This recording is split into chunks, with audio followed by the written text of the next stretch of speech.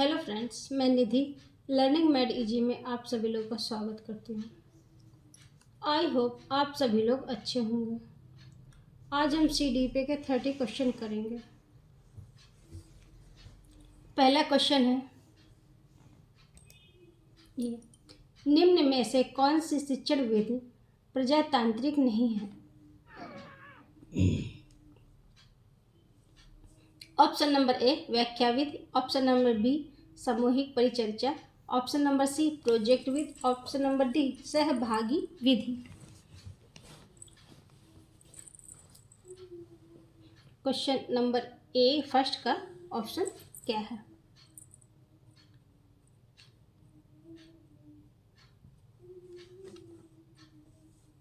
Question number ए का option number ए right है। व्याख्या विधि प्रजातांत्रिक विधि सामूहिक परिचर्चा भी होती, प्रोजेक्ट विधि होती और सहभागिता भी होती है। सहभागी होकर भी बच्चे काम करते, प्रोजेक्ट में भी काम करते और समूह ग्रुप डिस्कशन भी करते हैं, समूह परिचर्चा भी करते, पर व्याख्या विधि नहीं करते हैं। व्याख्या विधि शिक्षक केंद्रित होती है, मतलब टीचर होता है वो व्याख्या करता है और शिक्षण की व्याख्या शिक्षण के नियंत्रण में होती है और वही सूचना के द्वारा देता सूचना, जैसे शिक्षक बोलता रहता है और बच्चा जो होता है ना निष्क्रिय होकर उसको बस सुनता रहता है और कुछ भी रिएक्शन नहीं करता, सिर्फ वो सुनता रहता है, वो होती है व्याख्या विधि। Option number A. Question number 2, अधिगम प्रक्रिया उद्दीपन एवं के बीच गति है क्या? अनुक्रिया, option number A, option number B पशु, ऑप्शन नंबर सी पूर्व अधिगम, ऑप्शन नंबर डी व्यवहार। Learning between plus and.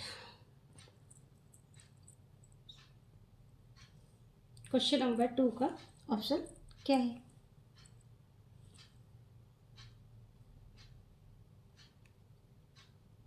Question number 2 में ऑप्शन ए इसका राइट है, अनुक्रिया। इसका रिस्पॉन्स होगा। अधिगम जो प्रक्रिया उद्दीपन है उनके बीच में गति जो होती है वो अनुक्रिया की होती है, रिस्पॉन्स देते हैं। रिस्पॉन्स हर एक कर सकता है, मतलब कुछ भी कोई वर्क करता है उसका रिस्पॉन्स दिया जा सकता है, जैसे इंसान भी दे सकते हैं और जानवर भी इसका रिस्पॉन्स देते हैं और रिस्पॉन्स की सब में अपनी गति होती है, सभी लोग रिस्पॉन्स करते हैं। अनुक्रिया जब लर्निंग करते हैं उस टाइम अनुक्रिया करना हो ही जाता है, उद्दीपन होता है तो अनुक्रिया होती है। लर्निंग के दौरान अनुक्रिया होती है, दोनों लोग करते हैं, मतलब हर कोई कर सकता है, जानवर इंसान हर कोई अनुक्रिया करते हैं। ऑप्शन नंबर 2 मतलब ए राइट है। क्वेश्चन नंबर 3, निम्नलिखित में से कौन सा समूह सृजनात्मकता के तत्वों के संबंधों में से है? नंबर 1 बारंबारता, ऑप्शन नंबर बी सेकेंड विविधता, मौलिकता, विस्तारण, ऑप्शन नंबर बी प्रभाव, व्यवहारिकता, मौलिकता, विस्तारण, ऑप्शन नंबर सी प्रभाव, विविधता, मौलिकता, सह्यता, ऑप्शन नंबर सी प्रभाव, विविधता, मौलिकता, विस्तारण।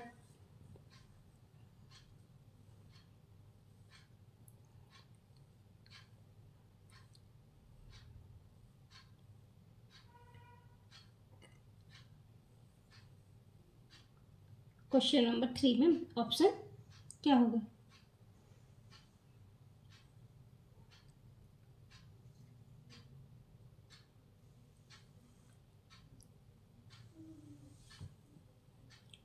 जो सृजनशीलता है, क्रिएटिविटी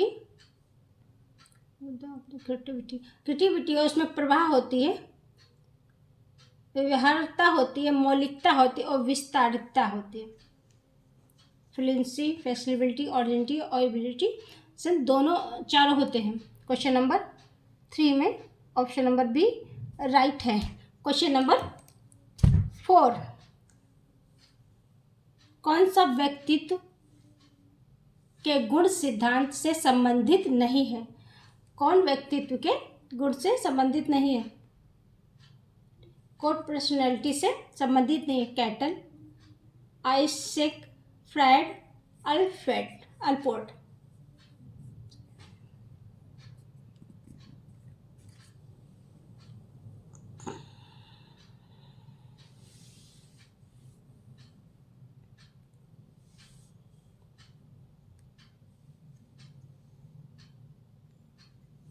क्वेश्चन नंबर 4 में कौन सा ऑप्शन सही है? Cattell, Eysenck, Freud, Allport. Freud ने पर्सनैलिटी का कुछ दिया नहीं। फ्रायड मनोविश्लेषणवाद के सिद्धांत है। क्वेश्चन नंबर 4 का ऑप्शन नंबर सी राइट है। क्वेश्चन नंबर 5, छात्रों को विभिन्न प्रकार की सामग्री का प्रावधान करवाना और उन्हें अपने अधिगम को स्वनिर्देशन करने की स्वतंत्रता देना को बढ़ावा देने की विधि है क्या? यंत्रवत विधि, अधिगम, प्रतिप्रसात्मक अधिगम, ऑप्शन नंबर सी अन्वेषण अधिगम, ऑप्शन डी निर्देशात्मक अधिगम। क्वेश्चन नंबर 5,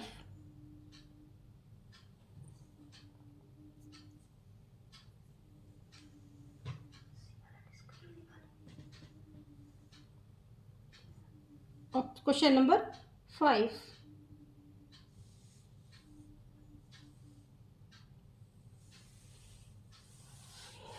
क्वेश्चन नंबर 5 में ऑप्शन नंबर इसका सी सही, अन्वेषण मतलब डिस्कवरी लर्निंग। डिस्कवरी लर्निंग में ये होता है बच्चे को स्वतंत्र छोड़ दिया जाता है, वो खोज के कुछ नई चीज़ें निकालता है, मतलब उसे स्वतंत्र छोड़ दिया जाता है, वो डिस्कवरी करता है मतलब खोज करता है, खोज करके कुछ नया निकालता है, उसके अन्वेषण अधिगम कहा जाता है। इसलिए बच्चे को स्वतंत्र छोड़ दिया जाता है डिस्कवरी करने के लिए। क्वेश्चन नंबर 5 में आंसर नंबर 6 सी राइट है। क्वेश्चन नंबर 6,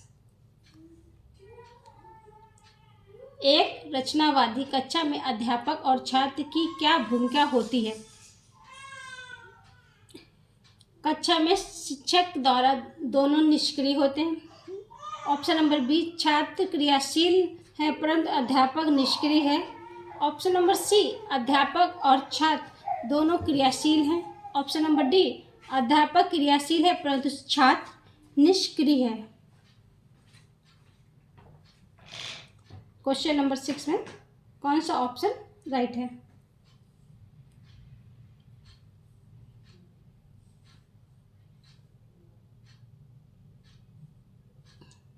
ऑप्शन नंबर ए, कक्षा में शिक्षक और विद्यार्थी दोनों निष्क्रिय नहीं, दोनों निष्क्रिय नहीं हो सकते, ये तो राइट गलत है।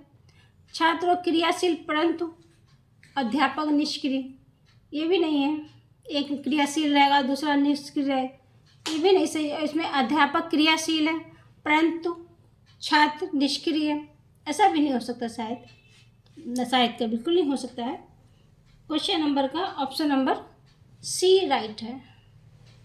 अध्यापक और छात्र दोनों क्रियाशील रहते हैं, मतलब जब अध्यापक ही फुर्ती दिखाएगा तो छात्र क्रियाशील रहेंगे, उनको भी मतलब एक्टिव रहना पड़ता है। दोनों लोग एक्टिव रहते हैं, स्टूडेंट एंड टीचर दोनों लोग एक्टिव रहते हैं, इसलिए ऑप्शन नंबर सी राइट है। क्वेश्चन नंबर 7, एक संप्रदाय को पढ़ाते समय एक शिक्षक एक ऐसा उदाहरण दे रहा है जिसमें उसे संप्रदाय से जुड़ी श्रेणी की सबसे महत्वपूर्ण मूल विशेषताएं हैं, ऐसे उदाहरण कहा जाता है, क्या कहा जाता है? ऑप्शन नंबर ए भ्रांति, ऑप्शन नंबर बी गैर उदाहरण, ऑप्शन नंबर सी अद्वितीय रूप, ऑप्शन नंबर डी एक अपवाद।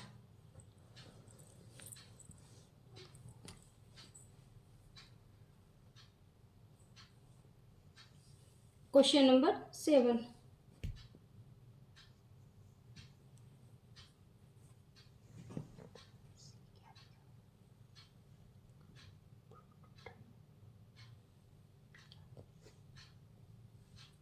क्वेश्चन नंबर 7 में कौन सा राइट है? क्वेश्चन नंबर 7 में ऑप्शन नंबर सी राइट है। ए प्रोटोटाइप। एक प्रोटोटाइप का मूल विशेषता होती है उसमें, जो उदाहरण के तौर पे टीचर बच्चों को देता है। क्वेश्चन नंबर 7 में ऑप्शन नंबर सी राइट है। क्वेश्चन नंबर 8, छोटे छोटे वाक्यों को बोलना तथा 3 पहियों की साइकिल चलाना, यह कार्य किस अवस्था में होता है? ऑप्शन नंबर ए शैशवावस्था, ऑप्शन नंबर बी बाल्यावस्था, ऑप्शन नंबर सी किशोरावस्था, ऑप्शन नंबर डी प्रौढ़ावस्था।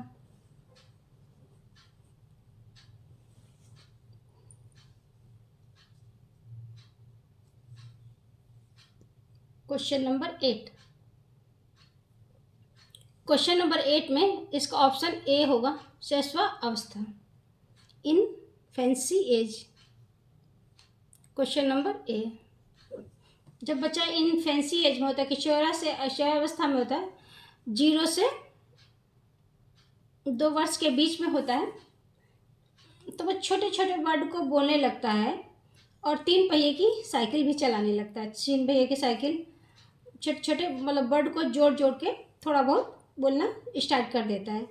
जब 0 से 2 वर्ष की एज में बालक होता है, उस टाइम में वो छोटे छोटे वर्ड मतलब जैसे पापा मामा ऐसे कुछ कुछ वर्ड होते हैं और मिलाकर बोलने लगता है। वाक्य में मिला ले, कहाँ जा रहे हो, मतलब क्या कर रहे हो, खाना है मुझे, ऐसे छोटे छोटे वर्ड मिला लेता है। क्वेश्चन नंबर 8 में ऑप्शन नंबर ए राइट है। क्वेश्चन नंबर 9, बालक की जिज्ञासा को किया जाना चाहिए क्या? दमन कर देना चाहिए option number A, option number B शांत कर देना चाहिए, ऑप्शन नंबर सी उत्तेजित कर देना चाहिए, ऑप्शन नंबर डी सक्रिय कर देना चाहिए और एक्टिव कर देना चाहिए।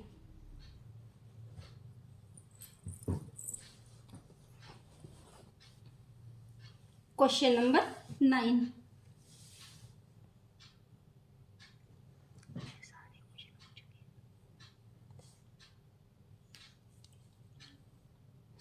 क्वेश्चन नंबर 9 में ऑप्शन क्या होगा? एक बालक की मतलब कोई जिज्ञासा उत्पन्न हो रही है तो आप क्या करेंगे? उसको दमन कर देंगे मतलब दबा देंगे, या फिर शांत कर देंगे, या उत्तेजित कर देंगे और तेज हो जाए, या सक्रिय कर देंगे?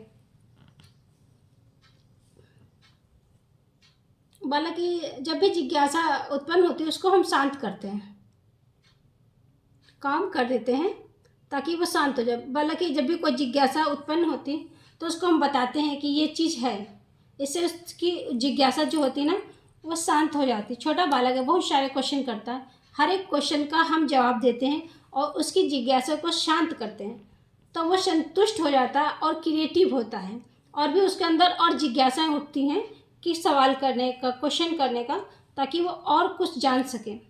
इसलिए बच्चे में जब भी जिज्ञासा उत्पन्न होती है तो उसे शांत किया जाता है, दमन नहीं किया जाता कभी भी। उसको मतलब शांत किया, उसको सोल्यूशन निकाल के बताया जाता है कि हाँ ये नहीं, ये होता है। क्वेश्चन नंबर 9 का ऑप्शन नंबर बी राइट है। क्वेश्चन नंबर 10, किशोर अवस्था में चरित्र निर्माण से जो अवस्था संबंधित है वह निम्न में से है। ऑप्शन नंबर ए परंपराओं को धारण करने वाली अवस्था, ऑप्शन नंबर बी आधारहीन आत्मचेतन अवस्था, ऑप्शन नंबर डी आधारयुक्त आत्मचेतन अवस्था, ऑप्शन नंबर डी स्वकेंद्र अवस्था।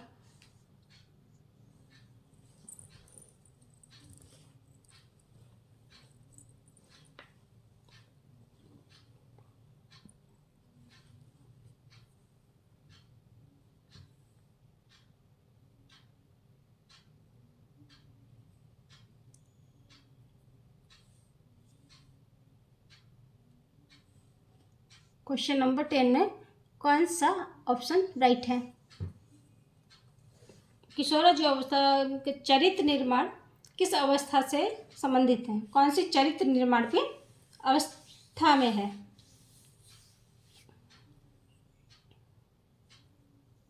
इसका ऑप्शन नंबर बी राइट होगा, आधारहीन आत्मचेतना। मतलब आधारहीन जो आत्मचेतना होती है वो बच्चा में उत्पन्न होती है। जब किशोरावस्था में बालक पहुंचता है तो वो अपनी उसमें खुद की पहचान बनाने की वो होती है, खुद की पहचान बनाता है। तो मतलब खुद पहचान बनाना चाहता है कि वो क्या है और क्या करना चाहता है। बच्चा जानना चाहता है कि मैं क्या बनूंगा, क्या नहीं बनूंगा, क्या वो मतलब उसमें खुद से आत्म चेतना उत्पन्न होती है, वो खुद ही करता है। किशोरावस्था में उसका चरित्र निर्माण किशोरावस्था में ही होता है कि वो क्या करना चाहता है। क्वेश्चन नंबर 10 का ऑप्शन नंबर बी राइट है। क्वेश्चन नंबर 11, किशोर अवस्था आदर्श की अवस्था है, सिद्धांतों के निर्माण की अवस्था है, सारथी जीवन के सामान्य समायोजन या परिभाषा देने वाले हैं। ऑप्शन नंबर है हेडो रिपोर्टर, ऑप्शन नंबर बी जीन पियाजे, ऑप्शन नंबर फेवरेट टैक्सी, ऑप्शन नंबर डी E.L. पील।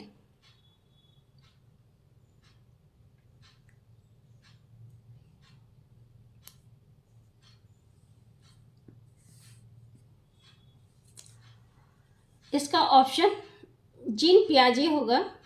एक बार ये मैंने ऑप्शन इसका ये टैक्सी लगा दिया था, ये ऑप्शन इसका रॉन्ग है। एक बार और क्वेश्चन किया था मैंने, तो ये वाला आंसर मैंने रॉन्ग किया था, लेकिन इसका राइट आंसर जीन पियाजे है। जीन पियाजे ने किशोरों की अवस्थाएं बताई हैं, आदर्शों की अवस्थाएं बताई हैं, सिद्धांतों का अवस्था बताएं। क्वेश्चन नंबर 11 का ऑप्शन नंबर बी राइट है, ना कि सी। क्वेश्चन नंबर 12, निम्न में से कौन सा बच्चे हेतु वेशलर संबंध बुद्धि मापनी की एक निष्पादन मापनी है? ऑप्शन नंबर ए अंक गणिती, ऑप्शन नंबर बी दृश्यता सामान्यता, ऑप्शन नंबर सी शाब्दिक तर्क, ऑप्शन नंबर डी चित्र मूर्ति।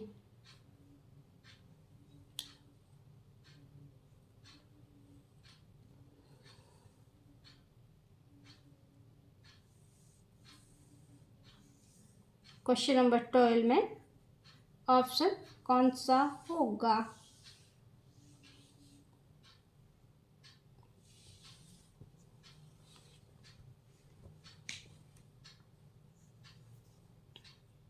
ट्वेल्व में ऑप्शन नंबर डी होगा, चित्र मूर्ति। मतलब जब बच्चा चित्र मूर्ति मतलब कुछ भी बनाता है, चित्र बनाता है, उसमें अच्छी तरीके से बुद्धि में मतलब सेट कर लेता है। कोई भी चीज़ हम देखते हैं या बनाते हैं, उसको अच्छी तरह हम पिक्चर कर लेते हैं कि मुझे वो चीज़ याद हो जाती है, इसलिए चित्र मूर्ति मापनी बेहतर है। ऑप्शन नंबर क्वेश्चन नंबर 12 का ऑप्शन नंबर डी राइट है। क्वेश्चन नंबर 13, किस मनोवैज्ञानिक के अनुसार विकास एक सतत और धीमी प्रक्रिया है? क्वेश्चन नंबर 13,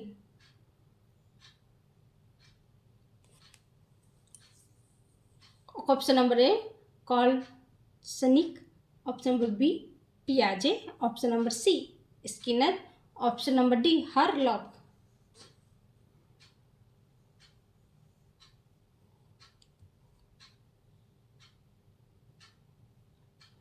क्वेश्चन नंबर 13 का ऑप्शन क्या है?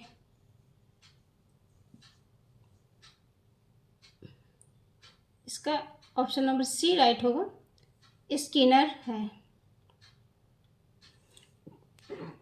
स्किनर के अनुसार बालक की विकास की जो दर है वो सतत और मतलब धीमी प्रक्रिया है, बड़ा सतत रहती है पर धीमे धीमे वो चलती है।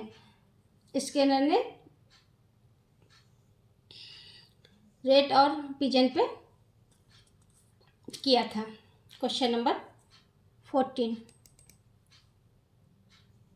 बालक के व्यक्तित्व का विकास ऑप्शन नंबर ए के लिए विकासात्मक प्रतिमाओं को उद्धृत करने की सटीकता से वह पक्के तौर पर भविष्यवाणी की जा सकती है। ऑप्शन नंबर बी के लिए पूर्ण अनुमान बिल्कुल नहीं लगाया जा सकता। ऑप्शन नंबर सी के लिए कुछ हद तक पूर्ण अनुमान लगाया जा सकता है, परंतु सभी बच्चों विकास दर अलग अलग होती है। ऑप्शन नंबर डी अव्यवस्थित व अस्तर होती है।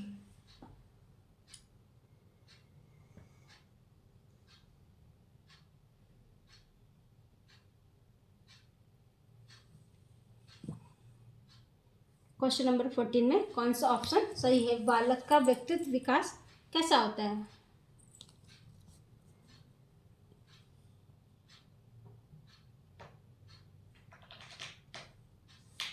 Development of individual child.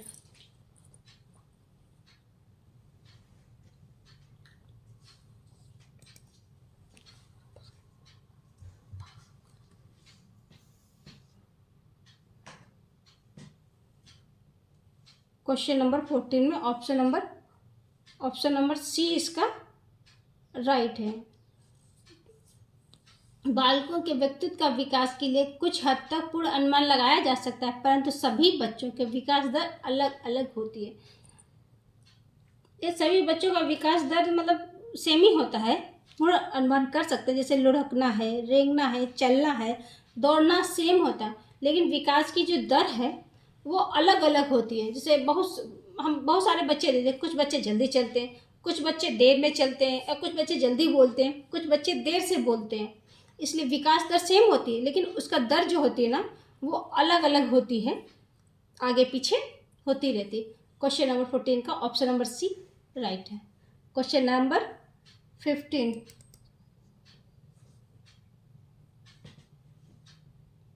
Gene पियाजे के संज्ञानात्मक विकास के किस चरण पर बच्चे लंबाई व भार जैसी गणात्मक आधार पर वस्तुओं को स्थित पाते हैं, परंतु अमूर्त संरचना के असंक्रियात्मक कठिनाई महसूस करते हैं?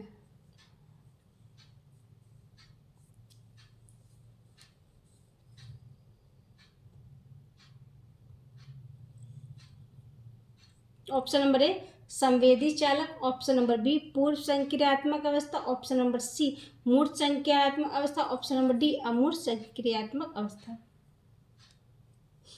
क्वेश्चन नंबर 15 में कौन सा ऑप्शन होगा?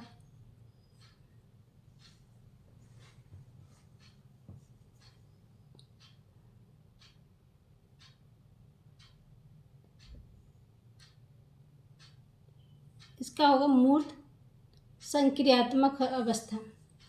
मूर्त संक्रियात्मक अवस्था में बच्चा ये होता है गणना कर लेता है, सब कुछ कर, जो चीज़ देखा होता है वही जानता है, मतलब अमूर्त चीज़ें नहीं बना सकता है, मतलब जो सामने देखा है वही कर सकता है, पर अमूर्त संरचना नहीं बना। जैसे जब ताजमहल देखा तो बता देगा ये ताजमहल अच्छा है, और कल्पना नहीं कर सकता कि हाँ ताजमहल अच्छा हो सकता है, ऐसा हो सकता है, वैसा हो सकता है। लेकिन अमूर्त अवस्था में जब 12 के ऊपर पहुँचता है बच्चा, तब वो कल्पनाएं कर लेता है, उसे जैसे कुछ बताया जाता है उस पर कल्पना कर सकता है, हाँ ये चीज़ ऐसा, एफिल टावर ऐसा बना हो सकता है, लेकिन मूर्त में नहीं कर सकता। उसमें जैसे पानी से वो बर्फ़ बना सकता है, लेकिन बर्फ़ से वो पानी में नहीं बदल सकता है मूर्त में।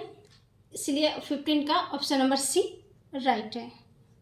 क्वेश्चन नंबर 16, एक बाल केंद्रित शिक्षा में शिक्षक की कई भूमिकाएं नहीं होती हैं। ऑप्शन नंबर बी शिक्षक की सक्रिय भूमिका होती है तथा विद्यार्थी निष्क्रिय होता है। ऑप्शन नंबर सी विद्यार्थी की सक्रिय भूमिका होती है तथा शिक्षक निष्क्रिय होता है। ऑप्शन डी शिक्षक व विद्यार्थी दोनों सक्रिय भूमिका होती है। क्वेश्चन नंबर 16 ऑप्शन क्या है?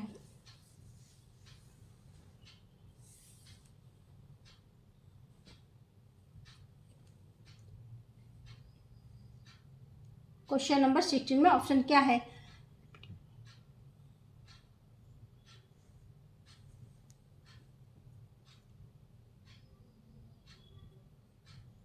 क्वेश्चन नंबर 16 में ऑप्शन इसका क्या? शिक्षक की कोई भूमिका नहीं होती। ऐसा तो हो ही नहीं सकता कि शिक्षक की कोई भूमिका नहीं है। जब शिक्षक की भूमिका नहीं है तो पढ़ाएगा कौन? शिक्षक सक्रिय हो भूमिका होती, विद्यार्थी निष्क्रिय होता है। विद्यार्थी तो सक्रिय भूमिका होती है, वो कैसे निष्क्रिय हो सकता है? विद्यार्थी की सक्रिय भूमिका, टीचर जो होता है ना शिक्षक, वो निष्क्रिय होता, वो भी निष्क्रिय नहीं हो सकता है। हाँ ये सही है, ये दोनों लोग सक्रिय भूमिका निभाते हैं।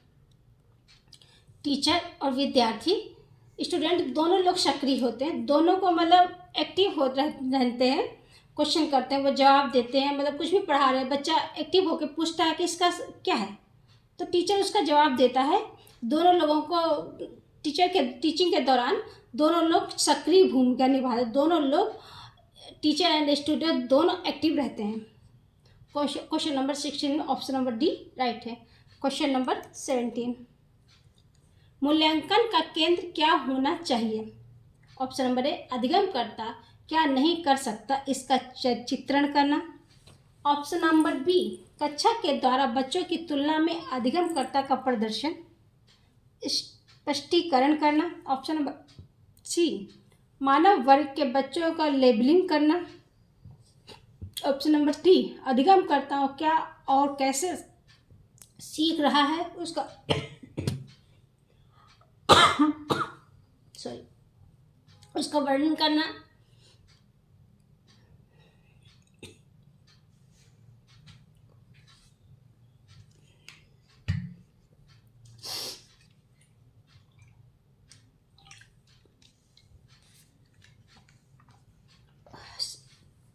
सेवेंटीन में कौन सा ऑप्शन राइट होगा? मूल्यांकन का केंद्र क्या होना चाहिए? बच्चों का जब हम असेसमेंट करते हैं उस टाइम क्या होना चाहिए?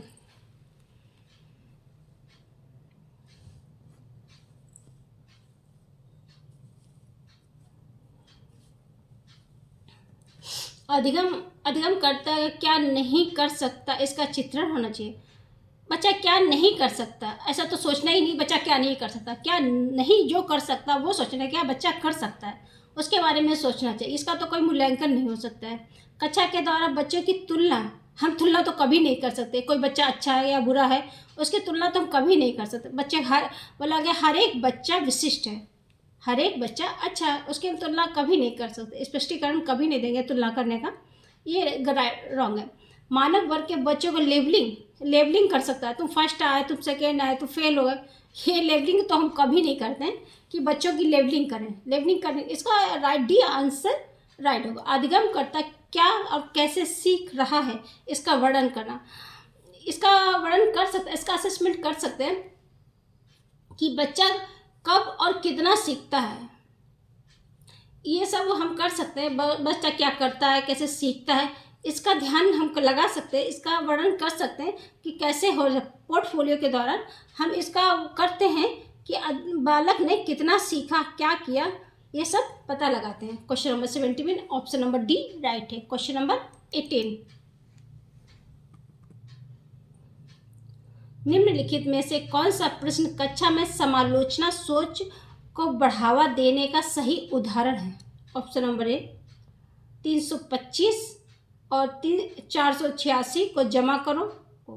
ऑप्शन नंबर बी, बालक विवाह प्रतिबंध अधिनियम किस वर्ष में पारित किया गया है था। ऑप्शन बी, श्वसन की परिभाषा कीजिए। ऑप्शन नंबर डी, अपने शहर में प्रदूषण के विभिन्न कारणों का विश्लेषण कीजिए और प्रदूषण करने के विभिन्न उपाय सोचिए।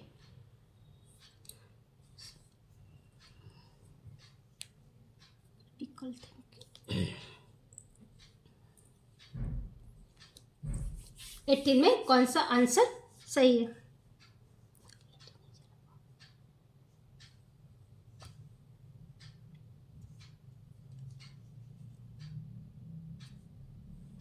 क्वेश्चन नंबर 18 में क्या होगा? अगर हम इसका जोड़ करेंगे, घटाना करेंगे, प्लस माइनस करेंगे, कुछ भी करेंगे, ये तो मतलब एक फिक्स हो जाएगा कि 18 होता ही होगी नहीं। बालक विवाह प्रतिबंध किस वर्ष लगाया गया, ये भी एक फिक्स है। श्वसन को परिभाषित करो, इस श्वसन को परिभाषित बच्चे करेंगे, वो भी एक या थोड़ी परिभाषा देंगे, ये नहीं हो सकता है। समालोचनात्मक मतलब क्रिटिकल थिंकिंग करनी है।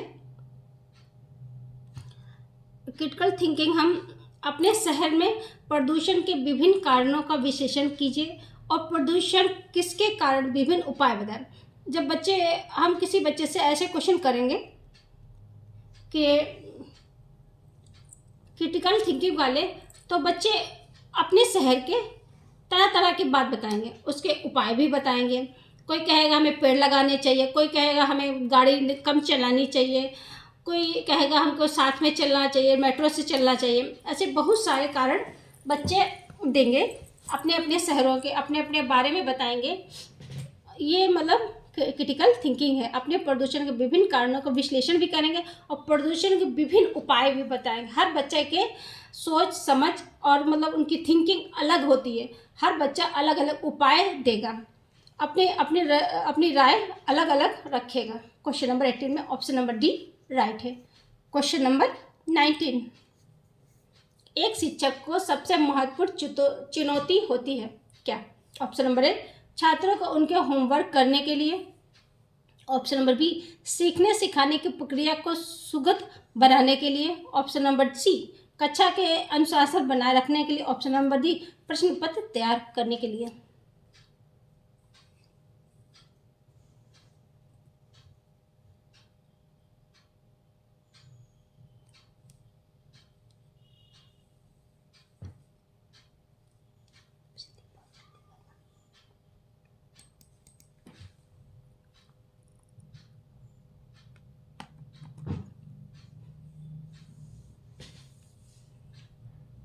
क्वेश्चन नंबर 19 में कौन सा ऑप्शन राइट है? एक शिक्षक सबसे महत्वपूर्ण चुनौती क्या है? छात्र को उसका होमवर्क देने के लिए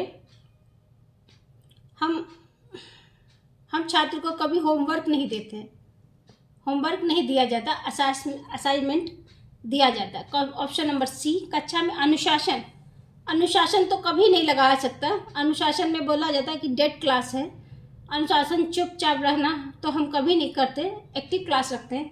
प्रश्न पत्र तैयार करना, प्रश्न पत्र नहीं होगा। इसको सीखने सिखाने की प्रक्रिया को सुगम बनाने, टीचर के लिए ये सबसे ज़्यादा होता है कि बच्चे को हम कैसे सिखाएं, कैसे मतलब अच्छी चीज़ें सिखाएं, कैसे मतलब हर चीज़ में हम बच्चे को बेहतर बनाएं। तो सीखने और सिखाने में सुगम बनाना मतलब कैसे बच्चों को एक्टिव बनाए, किस चीज़ों में उसका ध्यान ज़्यादा जा रहा है, किस चीज़ में वो कर सकता है, ये चीज़ टीचर के लिए बहुत चुनौतीपूर्ण होता है। इसलिए टीचर को हमेशा सीखने सिखाने में प्रक्रिया को सुगम बनाने की आवश्यकता है, वही जरूरी है। क्वेश्चन नंबर बी राइट है। क्वेश्चन नंबर 20, निम्न में से कौन सा विद्यालय में समावेशन की संस्कृति को दर्शाता है?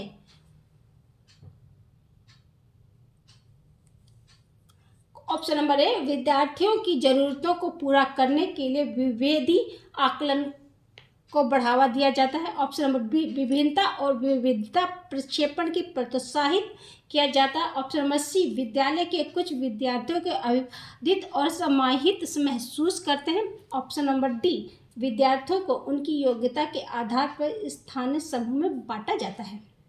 क्वेश्चन नंबर 20 में कौन सा ऑप्शन राइट है?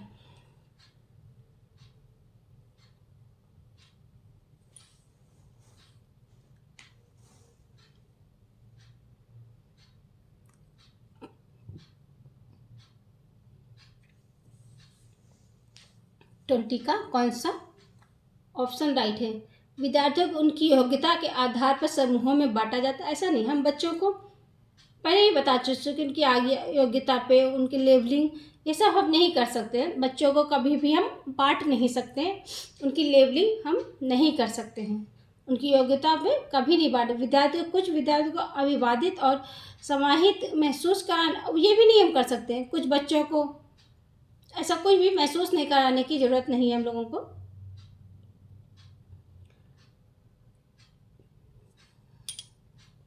और विभिन्न अविधता बच्चे पर हतोत्साहित नहीं, हाँ हम हतोत्साहित कभी नहीं, डिस्करेज तो हम कभी नहीं करते हैं। विद्यार्थियों को प्रोत्साहित कर सकते हैं लेकिन हतोत्साहित कभी नहीं कर सकते। विद्यार्थियों की ज़रूरतों को पूरा करने के लिए विविध आकलन को बढ़ावा देना, विद्यार्थियों की ज़रूरतों को हम जरूर पूरा कर सकते हैं। उनको समावेशन में जैसे बहुत सारे बच्चे बहुत तरीके के आते हैं, हैंडीकैप्ड होते हैं, मतलब दृष्टिबाधित होते हैं, श्रवणबाधित होते हैं और मतलब पिछड़े वर्ग के होते हैं, और ऐसी जगह से भी आते हैं जो मतलब कभी उनका परिवार मतलब पीढ़ी स्कूल कॉलेज नहीं गया है, वहाँ से ही बच्चे आते हैं। उनकी हम ज़रूरतों को पूरा जैसे दृष्टिबाधित है तो उसको हम उसके पास से पढ़ाएंगे, जैसे श्रवणबाधित है तो उसको पास से लिपिंग के द्वारा वो सीखेगा। इस तरीके से हम सभी बच्चों को समावेशन करके चलते हैं, उसकी ज़रूरतों का ख्याल रखते हैं कि उसको क्या ज़रूरत है, उसी का हम आकलन को बढ़ावा दे सकते हैं। इसका 20 नंबर 2 का ऑप्शन नंबर ए राइट है। Question number 21।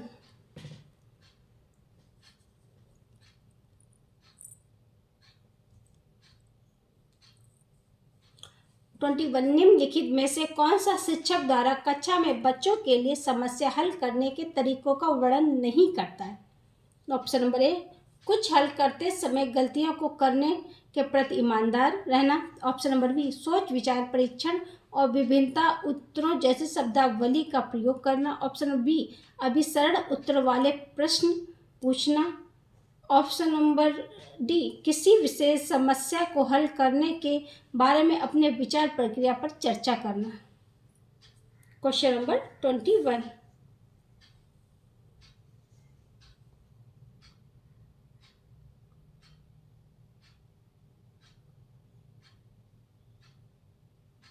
क्वेश्चन नंबर 21 में कौन सा ऑप्शन राइट है?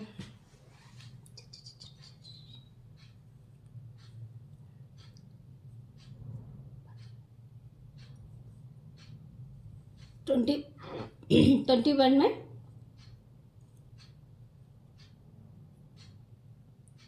इसमें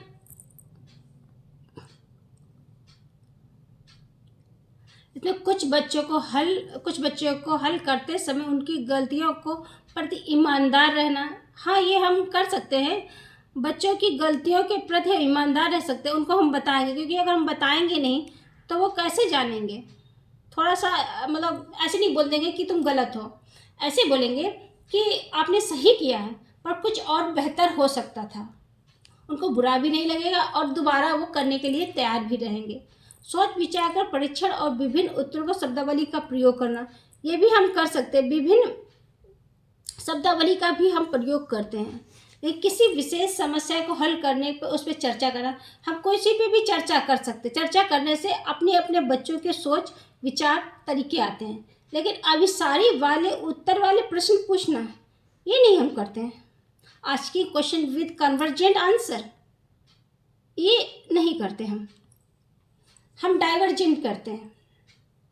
अभिसारी नहीं करते हैं, हम डाइवर्जेंट आंसर करते हैं। क्वेश्चन पूछते हैं, मतलब हम जब अभिसारी क्वेश्चन पूछेंगे तो उसका एक ही सॉल्यूशन होगा, नहीं, हम डाइवर्जेंट पूछते हैं ताकि बहुत सारे वो उसके आंसर निकालें, बहुत सारे निकालें, हर तरीके से हर तरह से निकालें।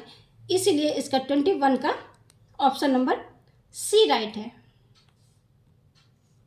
हम कन्वर्जेंट नहीं करते, उसको हम डाइवर्जेंट करते हैं। अभिसारी नहीं, अभिसारी करते हैं। क्वेश्चन नंबर 21 का ऑप्शन नंबर सी राइट है। Question number 22। आपकी कक्षा में कुछ छात्र अति मेधावी भी हैं, आपने किस तरह पढ़ाएंगे? जब वे चाहेंगे। ऑप्शन नंबर बी, कक्षा के साथ या संबद्ध कार्यक्रमों के द्वारा। ऑप्शन नंबर उच्च कक्षा के साथ।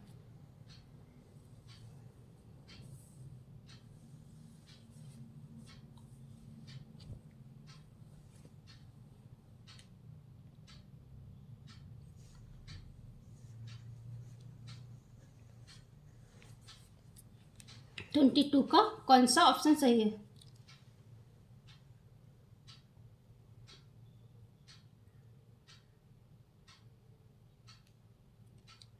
इसका थ्रो इनरिचमेंट प्रोग्राम होगा, समृद्ध कार्यक्रम द्वारा। ऑप्शन नंबर सी राइट होगा। हम बच्चे को इनरिचमेंट दे सकते हैं, जब मतलब जो बच्चे बहुत ही मेधावी होते हैं उन्हें हम इनरिचमेंट के द्वारा पढ़ा सकते हैं, क्योंकि उनको मतलब अगर वो मेधावी हैं, टैलेंटेड हैं, तो उनको एक ही चीज़ बार बार कराएंगे तो ऊब जाएंगे, बैठ जाएंगे, उनका मन नहीं लगेगा। तो उनको कुछ और चीज़ों में, कुछ अलग चीज़ों में व्यस्त कर देते हैं ताकि वो थोड़ा क्रिएटिविटी करें, कुछ और करें, कुछ और तरीके से पढ़ाई करें, तो उनका मन भी लगेगा और पढ़ाई भी करें। क्योंकि एक ही चीज़ करेंगे बार बार तो ऊब जाएंगे, इसीलिए उनको इनरिचमेंट देना काफ़ी ज़रूरी होता है मेधावी छात्रों को। ऑप्शन नंबर सी राइट है। Question number 23। सृजनशील मौलिक परिणामों में अभिव्यक्त करने की मानसिक क्रिया, उपयुक्त कथन किसने दिया? ऑप्शन नंबर ए, स्किनर ने। ऑप्शन नंबर बी, जेम्स डेवर ने। ऑप्शन नंबर सी, रॉस ने, या क्रो ने।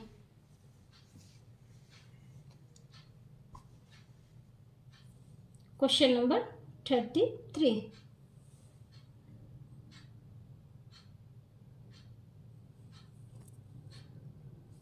सृजनशील मौलिकता परिणामों को अभिव्यक्त करने की मानसिक क्रिया, ये क्रोनेडी है। ऑप्शन नंबर डी इसका राइट है। क्वेश्चन नंबर 24,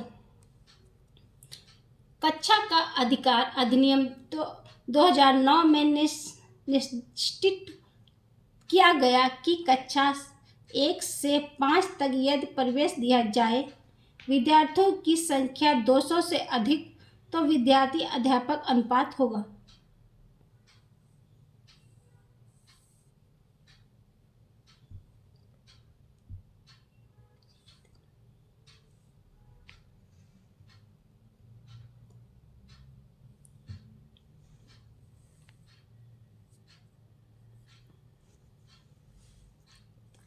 क्वेश्चन नंबर 24, विद्यार्थियों की संख्या अगर 200 है तो कितना अनुपात होगा अध्यापक का? ऑप्शन नंबर 20 का राइट है, 14 होगा 40। क्वेश्चन नंबर 24 में ऑप्शन नंबर बी राइट है। क्वेश्चन नंबर 26, रचनात्मक से क्या संबंधित है? Creativity is relate to. Option number A अपसारी चिंतन, ऑप्शन नंबर बी अभिसारी चिंतन, ऑप्शन नंबर सी प्रतिरूपण, ऑप्शन नंबर डी अनुकरण। क्वेश्चन नंबर 25,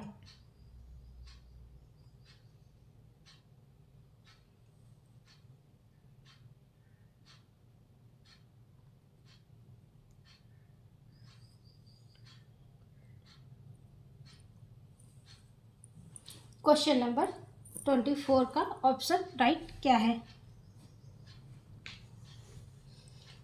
क्रिएटिविटी अपसारी चिंतन होगा इसका second. Option A divergent thinking.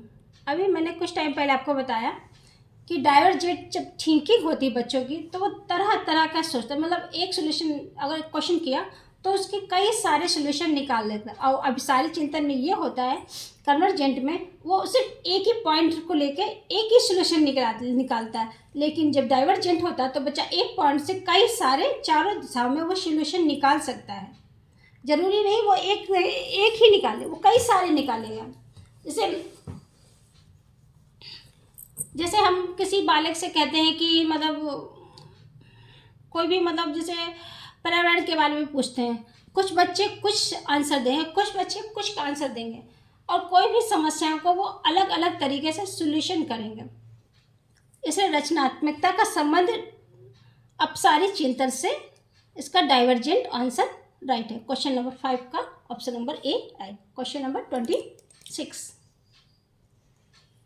निम्न में से कौन सा शिक्षण का स्तर नहीं है?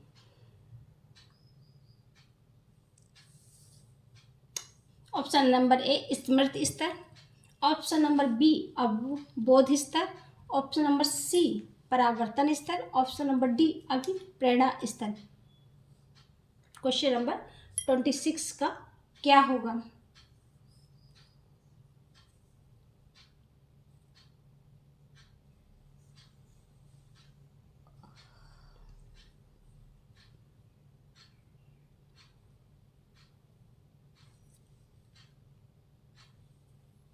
क्वेश्चन नंबर 26 में ऑप्शन नंबर इसका डी राइट होगा, अभिप्रेरणा मोटिवेशन लेवल। ये इसका नहीं, इस मेमोरी भी होती है, अंडरस्टैंडिंग और रिफ्लेक्टिव भी होता है, लेकिन इसका मोटिवेशन नहीं होता। अभिप्रेरणा मोटिवेशन हम किसी को देते हैं, मतलब कोई अच्छा से काम करता है उसे हम अभिप्रेरित करते हैं, मोटिवेशन करते हैं कि आपने ये कार्य बहुत ही अच्छा किया है बिल्डर, उससे हम मोटिवेशन करते हैं। लेकिन ये शिक्षण का स्तर नहीं है। इसकी स्मृति होगा, अवबोधन होगा, परावर्ती होगा, लेकिन अभी मोटिवेशन इसका नहीं, अभिप्रेरणा इसका स्तर नहीं होता। 26 का ऑप्शन नंबर डी राइट है। क्वेश्चन नंबर 27, निम्न में से कौन सा शिक्षण विधि प्रजातांत्रिक नहीं है? क्वेश्चन नंबर 28, 7 व्याख्याविद समूह परिचर्चा, option number C project with, option number D सहभागिता।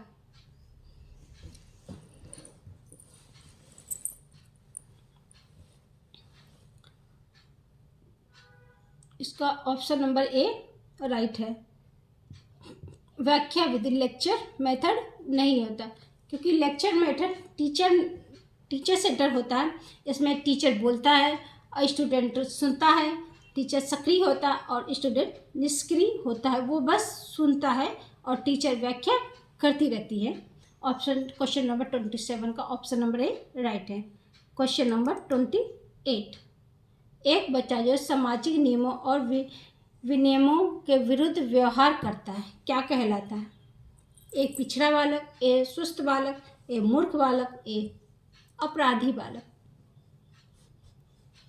28,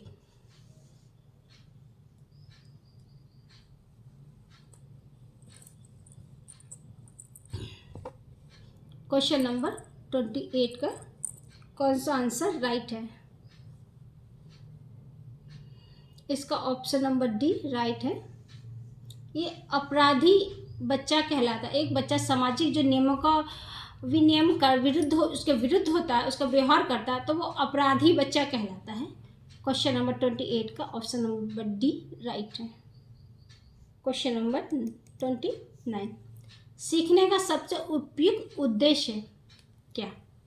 ऑप्शन नंबर ए व्यक्तित्व समायोजन, ऑप्शन नंबर बी सामाजिक तथा राजनीतिक जागरूकता, ऑप्शन नंबर सी व्यवहार का संशोधन, ऑप्शन नंबर डी रोजगार के लिए स्वयं को तैयार करना।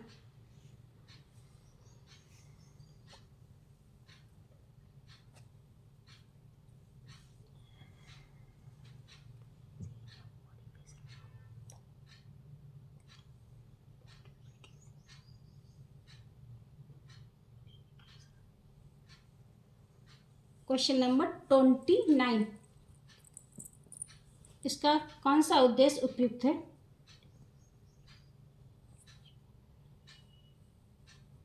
ऑप्शन नंबर इसका सी होगा मोटिफिकेशन ऑफ बिहेवियर। इसका होगा व्यवहार में संशोधन। सीखने का सबसे उपयुक्त है व्यवहार में संशोधन। जब हम बिहेवियर में मोडिफिकेशन करेंगे तो हम सीखेंगे। जब कहा गया सीखने में व्यवहार में संशोधन, जब हम कुछ सीखते हैं तो व्यवहार में उसमें संशोधन होता है, इसलिए व्यवहार में संशोधन करना जरूरी। सीखने का सबसे उपयुक्त उद्देश्य है कि व्यवहार में संशोधन हो। क्वेश्चन नंबर 29 का ऑप्शन नंबर सी राइट है। क्वेश्चन नंबर 30,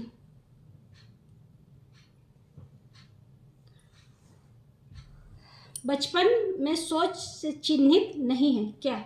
अहंकार, ऑप्शन नंबर बी जीववाद, ऑप्शन नंबर सी यथार्थवाद, ऑप्शन नंबर डी व्यक्तित्ववाद। क्वेश्चन नंबर 13,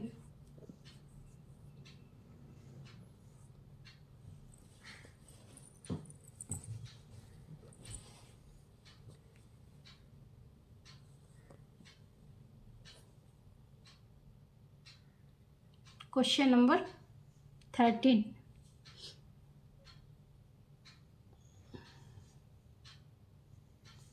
बचपन में सोच से चिन्हित नहीं है क्या? इसका होगा व्यक्तित्ववाद। ऑप्शन नंबर इसका डी राइट।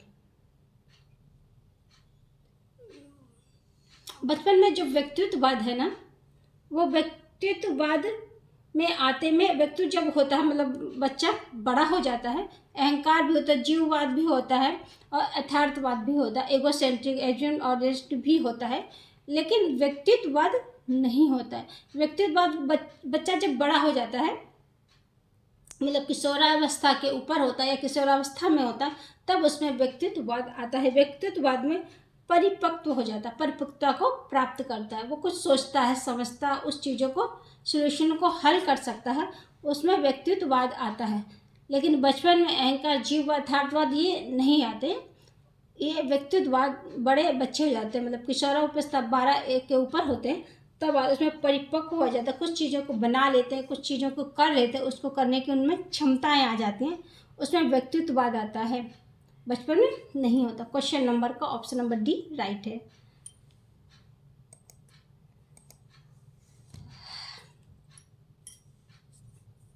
फ्रेंड्स, ये रहे CDP के 30 क्वेश्चन।